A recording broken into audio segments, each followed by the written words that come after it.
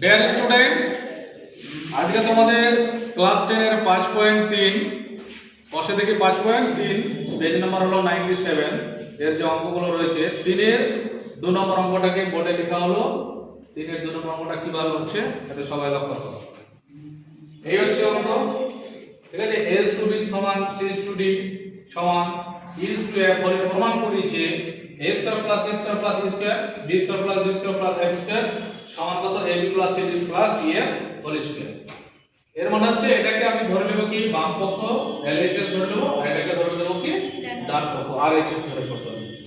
সর্বপ্রথমে কি করতে হবে, এখানে a এর মান বের করতে হবে, c এর মান বের করতে হবে, d এর মান বের করতে হবে। এই মান বের করার নিয়মটা হলো দেখো a বাই b লিখলাম, c বাই d লিখলাম, e বাই f লিখলাম, এটাকে সমান k ধরলাম।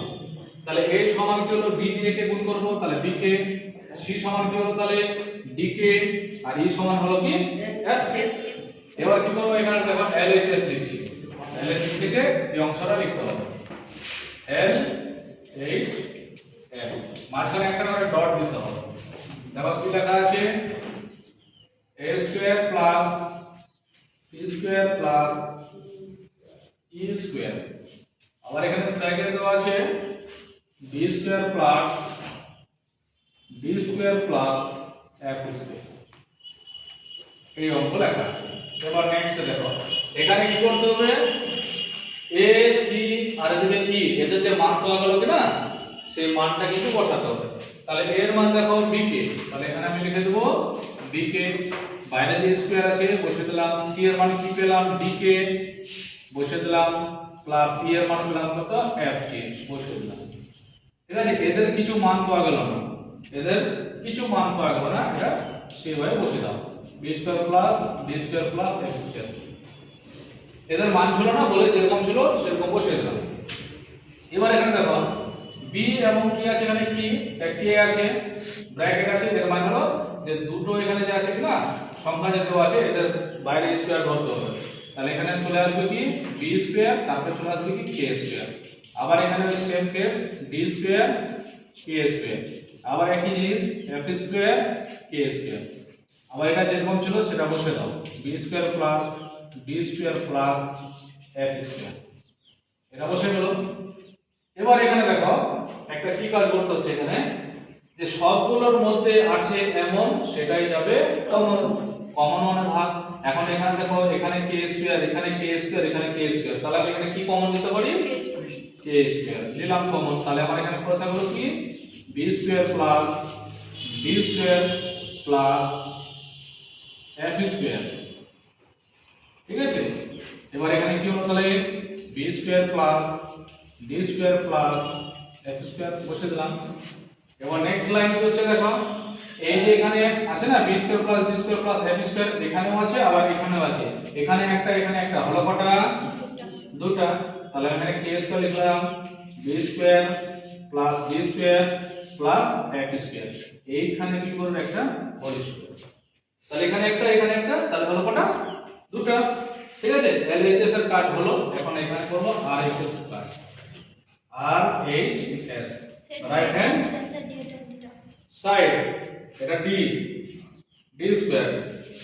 এবার দেখো তাহলে এখানে কি লেখা আছে AB, AB লিখে দাও, প্লাস কি আছে CD লিখে দাও, প্লাস কি আছে EF, EF লিখে দাও, বাইরে কি আছে স্কয়ার, তাহলে এখানে হোল স্কয়ার। এবার নেক্সট লাইন কি হচ্ছে a এর মান হলো bk, এর মান হলো কি bk, তাহলে এখানে লিখব bk। ঠিক আছে, প্লাস c এর মান হলো dk প্লাস e এর মান হলো fk, fk। ঠিক আছে, তাহলে এখানে কি হলো a এর মান হলো bk, এই যে b টা আছে সেটা b টা কি হবে থেকে যাবে। ঠিক আছে, c এর মান কি হলো তাহলে dk, এই যে d টা আছে এখানে d টা কিন্তু থেকে যাবে, এটা আগে বসাতে হবে পরে বসাতে হবে। আচ্ছা, e এর মান হলো fk, e এর মান হলো fk, আবার এখানে f টা আছে f টা থেকে যাবে, বাইরে যে স্কয়ার আছে স্কয়ার বসে দিলাম। এই জায়গায় দেখো এটা যাচ্ছে এখানে প্রথমে a এর মানটা b কে টা প্রথমে বসালো হবে। ঠিক আছে, আমি আগে বসিয়ে দিয়েছিলাম বলে আবার b টাকে কি করলাম এখানে দিলাম। এই জায়গাতে দেখো c এর মান কি আছে dk, c এর মানটা dk টা আগে লিখতে হবে, আর তারপরে এখানে ডট দিয়ে মানে ইনটু দিয়ে ডিটাকে লিখতে হবে, ঠিক আছে? এটা আগে বসিয়েছিলাম বলে আবার এখানে বসিয়ে দিলাম, হ্যাঁ, কোনো অসুবিধা নাই। আর এটা দেখো ই এর মানে এফ কে আছে, এফটাকে এখানে বসিয়ে দিলাম, করা যাবে। হ্যাঁ, নেক্সট লাইনে দেখো কি হচ্ছে, তাহলে এখানে বি আছে, এখানে বি আছে, তাহলে বি এ তাহলে কি হলো, গুণ করলে বি স্কয়ার, কি হলো বি স্কয়ার কে। আবার এখানে ডি এ কি হলো, তাহলে D square k plus F এ কি হলো, তাহলে এখানে এফ স্কয়ার কে, বাইরে যে স্কয়ার ছিল না দিয়ে দিলাম। এবার এই জায়গাতে দেখো এখানে কি করব, এটা দ্বিতীয় বন্ধনী প্রয়োগ করব, ঠিক আছে? সবগুলোর মধ্যে কি আছে, কে আছে, এখানে কে, এখানে কে, এখানে কে, তাহলে আমি এখানে একটা কে কমন নিব, তাহলে এখানে আমার পড়ে থাকলো কি B square plus F square, ঠিক আছে? এবার দ্বিতীয় বন্ধনী ক্লোজ করে কি করব, বাইরে দেব স্কয়ার। নেক্সট লাইনে এবার দেখো এই যেখানে কে আছে না, এই যে দ্বিতীয় বন্ধনীর পরে যেখানে কেটা দেওয়া আছে, এর মানে হলো এরও মাথার উপরে কি আছে, স্কয়ার আছে। আর এই যে সংখ্যাগুলো আছে না, এরও মাথার উপরে কি আছে, স্কয়ার আছে। তাহলে আমি এখানে লিখব কি কে স্কয়ার লিখলাম, তারপরে কি করব, এটা লিখলাম B square plus D square plus F square. এই যে স্কয়ারটা আছে বন্ধনীর বাইরে, এটা এখানে বসালাম। এর মানে এটা দিয়ে কি করলাম, কে স্কয়ার করলাম এখানে, ঠিক আছে? এই অংশটা যেভাবে ছিল বসে দিলাম, এর মাথার উপরে তো স্কয়ার আছে, এই জন্য এখানে স্কয়ার চলে আসলো। এবার এটা রাইট হ্যান্ড সাইড চলে আসলো, ঠিক আছে? এবার লেফট হ্যান্ড সাইডে দেখো একই আছে, রাইট হ্যান্ড সাইডেও একই আছে, তাহলে শেষে কি লেখা যাবে, অতএব LHS সমান আর HS ব্র্যাকেটের মধ্যে হলো PROVED পুরো, ঠিক আছে? আর দ্বিতীয় বন্ধনী কিন্তু এই জায়গা থেকে আউট হয়ে যাবে, আর থাকবে না।